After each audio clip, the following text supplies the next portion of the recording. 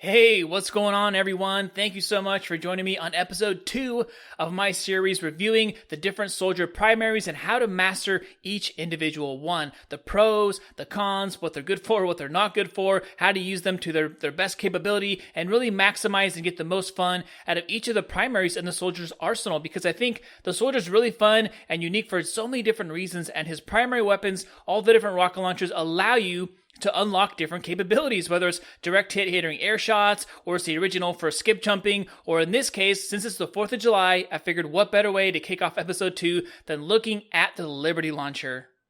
Before we get into the video, something I think would be a great way to celebrate the 4th of July as well is down below. We need to hit 704 likes, celebrating the 7th month being July and the 4th of July being 04. If we can do that, then that would be amazing. Hitting over 700 likes would be great, and that's just how you guys can show your support.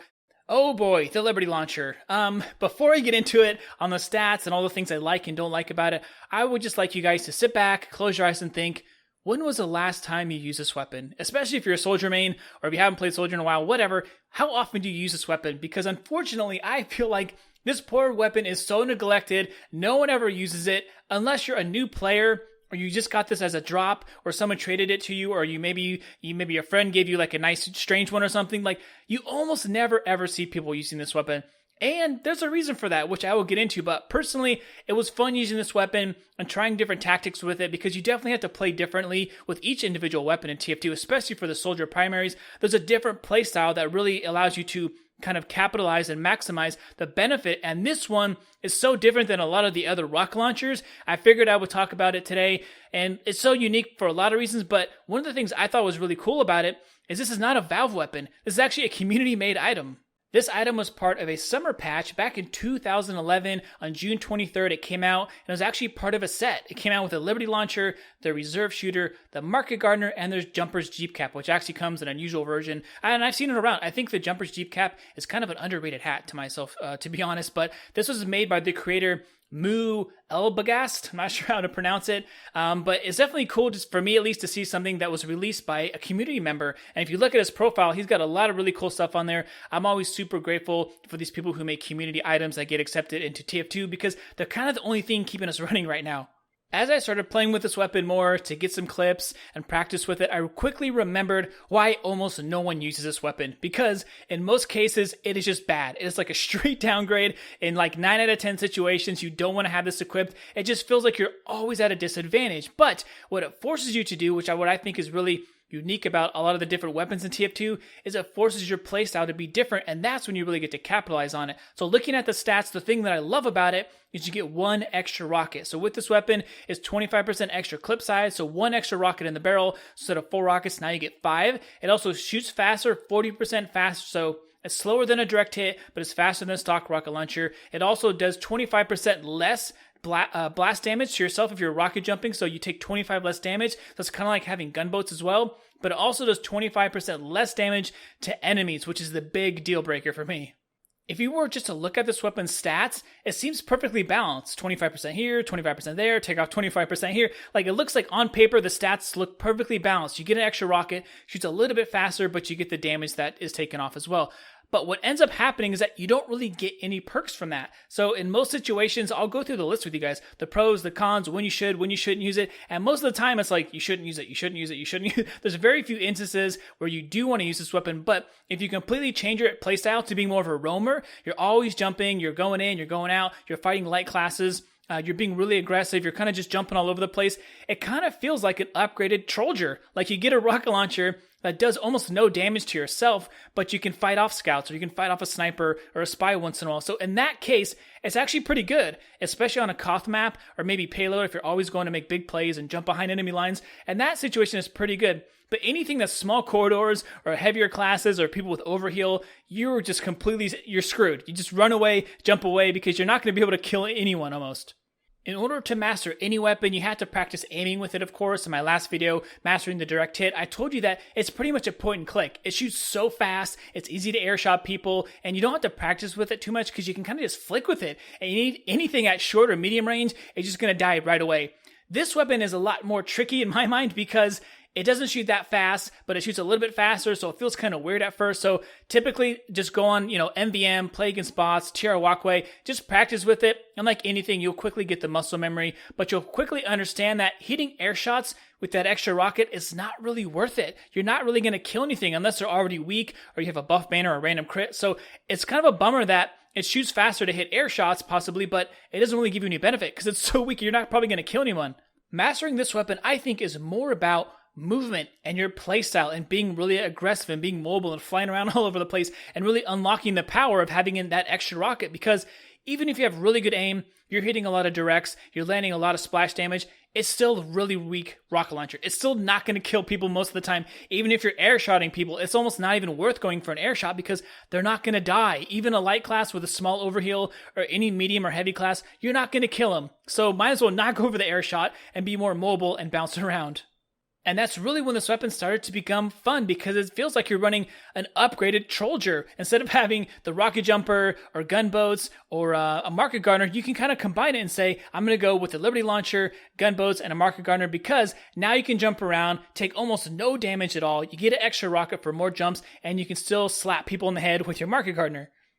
Now, if that's not your style, you don't want to be flying all over the map, going for the high-risk, high-reward plays with a market gardener, you could always go for the Wombo combo for more consistent damage output, and that just means pairing your Liberty launcher or any rocket launcher with the reserve shooter. So bounce them up in the air. This is great for light classes. You can pop them up, boom, boom, take them down really quick. Now, if it's a stronger class or heavier class, they're probably not going to bounce up in the air very high, but if you do happen to hit them at all and they're in the air, pull out your reserve shooter. You do way more consistent damage.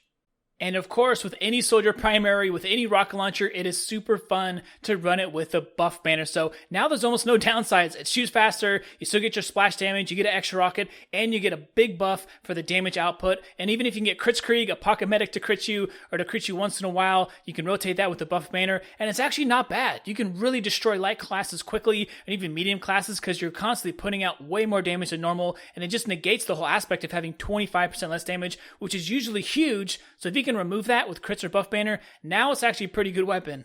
So let's recap the good parts about this weapon and when you would want to use it. Like I said, if you're going to be an upgraded Trollger, you can run this because you take such little damage. You don't really need to go for health packs that much, but you can still fight and defend yourself if you want to. Unlike if you just have the rocket jumper, you're just kind of stuck. You can't really do anything. And getting that extra rocket, that barrel, that will let you jump out of the way and retreat and escape a lot more than you would with just 4 rockets. As well, if you're fighting light classes, like scouts, engineers, snipers, spies, things like that. Spy checking is actually pretty good because you get more rockets as well. Those are great, especially because they're probably not going to be overhealed if you catch them on their own, especially on a Koth map. This is really fun to run on a Koth map or payload or maybe even CTF with like no timer or like high tower, because you can just keep jumping around all day. No one can catch you. You have too many rockets. You can always escape whenever you want with that 5th rocket. So that's when it's really fun, fighting light classes and being really mobile. Or, like I said, using the reserve shooter. So if you're fighting indoors, or you're fighting heavier classes, or you're holding off multiple people, pairing it with the reserve shooter is great. Pop them up in the air, boom, boom, boom, take them out really quickly. And of course, the best case scenario, when this weapon is the absolute best and most fun you'll have with it, is with crits. Random crits, buff banner, Kritzkrieg, whatever it is, that's when this weapon becomes actually strong and it's kind of good. Like, you're going to feel like, wow, this is kind of OP. But other than that, it's going to feel super weak. So in competitive play, it's kind of useless. It is so weak that there's not really any upside. Even having an extra rocket and shooting faster, the enemy team is smart. They're all going to have overheal. Your best chance is just to bomb the medic, hope you hit 2 direct rockets before you get killed quickly, and that's about it. So this weapon is not so great in competitive. That's why you never see people running it unless they're completely trolling and like steamrolling another team with Kritzkrieg or something. But it's good in casual if you have buff banner, Kritzkrieg, or even your best friend, random crits.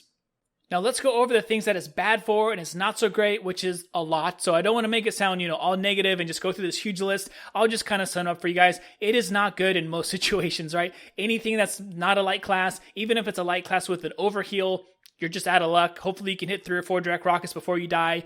If you're being Ubered, it's pretty much useless unless you're focusing like on one medic or something and you got to use 4 rockets to kill him. Kritzkrieg is pretty good, like I said, but all other situations, it's bad. It's horrible against Demo Knights. It's horrible against heavies. Anything with an overheal is horrible. Sentry guns, miniguns, they're horrible. Like, it's just so weak that it doesn't do you any value. It's not even worth going for air shots. If you're taking battles against a soldier like 1v1 or a demo, it just feels like you're always at a disadvantage. And when you lose, you just say, I probably would have won that battle if I had the stock rocket launcher or any other rocket launcher. I probably would have won, but because I'm running this Liberty launcher, I just lost. This just feels unfair in most situations. The biggest learning curve, I think, for myself and probably for you guys, if you try this loadout for the 4th of July and just in general, to give it a chance, give it some love. It's still a fun weapon. I like the look of it. I like the feel of it. Even the sound of it, you kind of get used to it. It sounds kind of cool. It feels like you're just shooting this supersonic rocket, which is a lot of fun. So although it's weak, you have to learn to train your brain that, okay, my primary weapon is weak. This might not be my main damage output. You got to pair it up with a reserve shooter or a shotgun or a buff banner or even your market gunner and use your other weapons to kind of help balance it out, because your primary might just be more for jumping around and do a little damage and then get out, escape with that extra rocket launcher. But it took a while for me to get used to that, realizing that I can't just jump in and fight people like normally because I'm going to lose. This rocket launcher is too weak to fight most people, and especially if they have an overheal or they're a heavier class. You just got to hope you get a random crit. Because you're probably not going to kill them. So run away, escape, or wombo combo with a shotgun or something, and that's when it becomes more fun and it becomes more viable.